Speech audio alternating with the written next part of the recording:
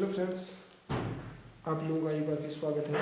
आज हम एक अच्छा आंसर राइटिंग कैसे की जाती है, how to write a good answer, इसके की फीचर के बारे में जानेंगे और उसको समझने की कोशिश करेंगे कि आखिर इस शैली को कैसे विकसित किया जाता है।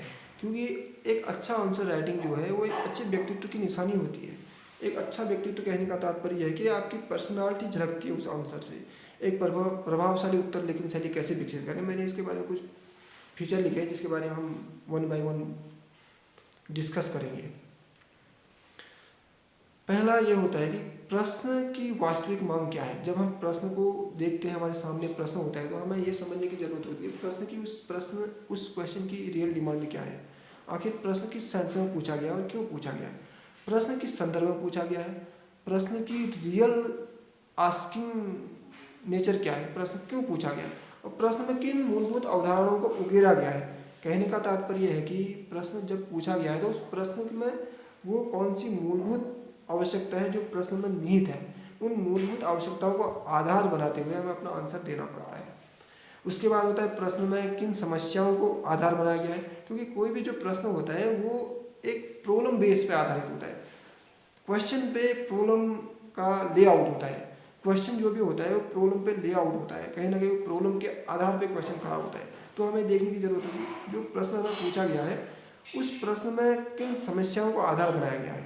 खासतौर से हम जब सिविल सेवा की बात करते हैं, चाहे वो राज्य लोक सेवा आयोग हो या संघ लोक सेवा आयोग हो, वहाँ पे प्रश्न इसी नेचर में पूछे जाते हैं 150 वर्ड्स एंड 250 वर्ड्स। वहाँ पे क्वेश्चन के द्वारा हमारा व्यक्तित्व परीक्षण किया जाता है।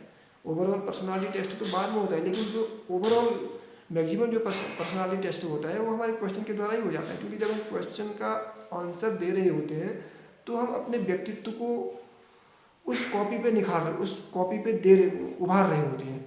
जिस कॉपी पे हम आंसर लिख रहे होते हैं उसमें अपने व्यक्तित्व को भी उभार रहे होते हैं। क्योंकि एग्जामिनर के सामने वो कॉपी जाती है तो उस कॉपी में लिखे गए आंसर की क्वालिटी के आधार पर बता सकता है कि इस व्यक्ति का मानसिक योग्यता क्या है, इसकी ओवरऑल पर्सनालिटी का एग्जिस्टेंस फीचर क्या है, ओवरऑल ये क्या सोचता है और क्यों सोचता है। इसके बाद आता है प्रश्न में किन समस्याओं को आधार बनाया गया है, क्योंकि समस्याओं को जिनको आधार बनाया गया है उन्हीं को हम आधार बना के ही उसका सॉल्यूशन देंगे। प्रश्न कितने कालखंडों में विभाजित है और इन खंडों का अंतर संबंध क्या है। सपोज प्रश्न लंबा है और दो तीन समस्याओं को आपस में समाहित किए हुए, तो एक समस्या का दूसरी समस्या से, दूसरी समस्या का तीसरी समस्या से, और ओवरऑल इन समस्याओं के संबंध होने से क्या नई समस्या पैदा हो रही है। सपोज एक समस्या स्वास्थ्य से संबंधित समस्या है, दूसरी आर्थिकी से संबंधित समस्या है और तीसरी राष्ट्र की सुरक्षा से संबंधित समस्या है।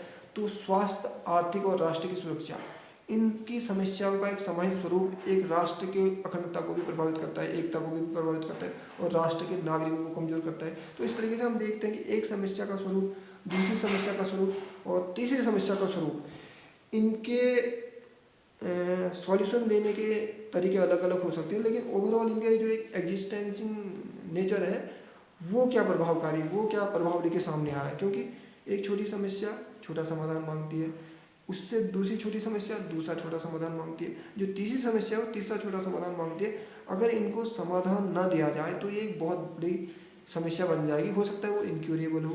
तो ये चीज़ें जज की जाती हैं एक अच्छे आंसर में।